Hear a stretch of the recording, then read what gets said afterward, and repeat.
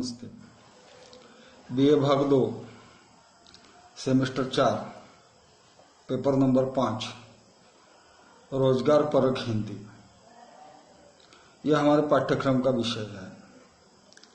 और इसमें हमने पिछले लेक्चर को देख लिया कि कितने टॉपिक है और किस प्रकार से उस पर हमें अपनी बात रखनी है। कुल मिलाकर जो है वो 4 टॉपिक है। हम जो आंकड़े लिखते हैं वो आंकड़े किस प्रकार से लिखने हैं, कहावतें, मुहावरे, फिर उसके बाद अनुवाद, और हिंदी प्रधान विषय लेकर रोजगार निर्मित किस प्रकार से हो सकती है, इतना ही इस पाठ्यक्रम का जो है वो मुख्य थीम है या विषय है। आज हम सबसे पहले आंकड़ों के बारे में कुछ विचार विमर्श करने वाले हैं। जैसा कि मित्रों हम सब जानते हैं कि प्राचीन भारत में जो है वह गणित की बहुत बड़ी परंपरा थी।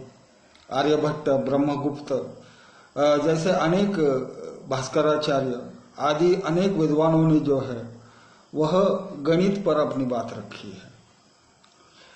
शून्य की खोज भारत का जो है वो सबसे बड़ा आविष्कार या शोध माना जाता है।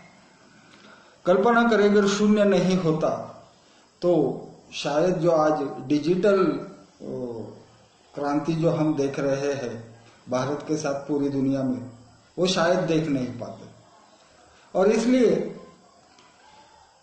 पाठ्यक्रम में हमारे ये निर्धारित किया गया है कि 1 से लेकर 100 तक आंकड़े किस प्रकार से लिखे जाएं या संख्याओं को लिखने के लिए कौन सा मार्ग जो है वह उचित है, इस पर आज हम बात देख रहे हैं।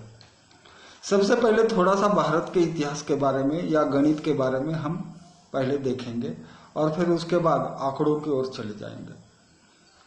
मित्रों हम सब जानते हैं कि हमारे देश की संस्कृति बहुत पुरातन प्राचीन है। भारत के साथ साथ अन्य देशों में भी कई संस्कृतियां रही है, लेकिन आज वो संस्कृतियां नहीं बची। और जो भी कुछ बची खुची संस्कृतियां थी उसे उत्तर आधुनिकता ने जो है वो पूर्ण तरह से दांवादोल किया है।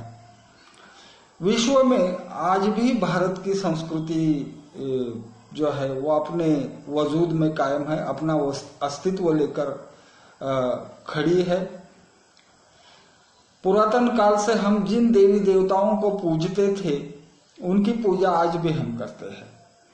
पुरातन काल से जो जीवन विषय जो मूल्य थे वो आज भी कायम है। हाँ, थोड़ा सा आधुनिकता की या उत्तर आधुनिकता की वजह से उनकी बुनियाद ढीली हुई है, लेकिन अभी तक वो बुनियाद पूरी तरह से जो है वह स्वस्थ है।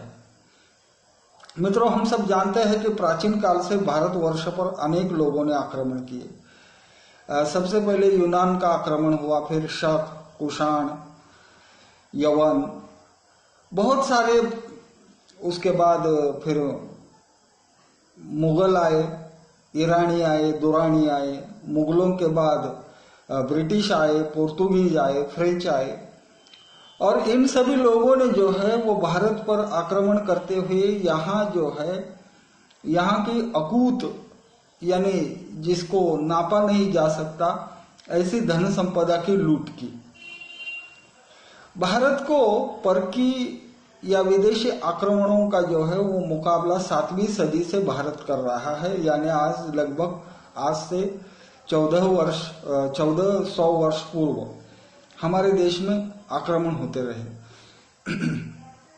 अरबों ने सिंध पर आक्रमण 8वीं सदी में किया और वह आक्रमण जो था उस आक्रमण में उन्होंने सिंध के तत्कालीन राजा दाहिर उसका जो है वो पराभव किया, और उसके बाद अरबों के पांव जो है वो धीरे धीरे हिंदुस्तान की सरजमी पर टिकने लगे या बैठ गए। जाहिर है यहाँ की संस्कृति से उनका परिचय हुआ और उस संस्कृति के द्वारा अरबों ने जो है वो यहाँ का नॉलेज, यहाँ का ज्ञान जो है, यहाँ के जो ग्रंथ थे वो अरबस्तान में वो लेकर चले गए।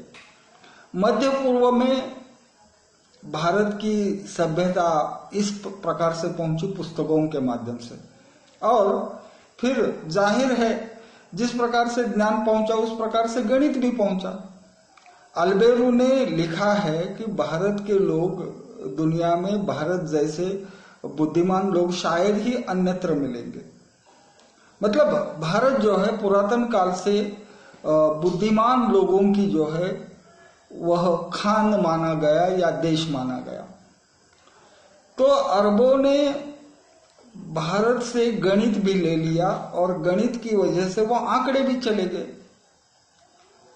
तो अरबस्तान में या मध्य पूर्व में भारत का गणित पहुंच गया और उसके बाद अरबों ने अपनी भाषा में उसका अनुवाद किया और अरबों के माध्यम से ये आंकड़े जो है वो यूरोप में पहुंच गए।